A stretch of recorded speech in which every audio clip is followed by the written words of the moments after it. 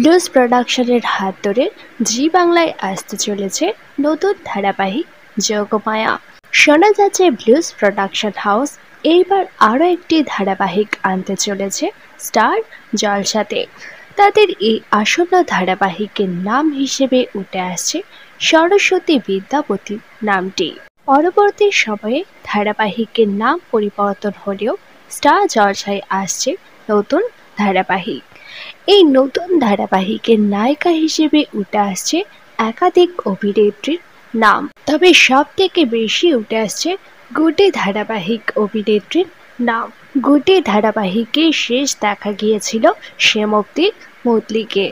এবার শোনা যাচ্ছে আবার স্টার জলসার হাত ধরেই কামব্যাক করছেন অভিনেত্রী। তার বিপরীতে নায়ক হিসেবে দেখা যেতে পারে অভিনেতা নীল চ্যাটার্জিকে। গুড্ডির এই নতুন আসন্ন ধারাবাহিকের জন্য আপনারা কারা কারা এক্সাইটেড তা নিচে অবশ্যই কমেন্ট করে জানান।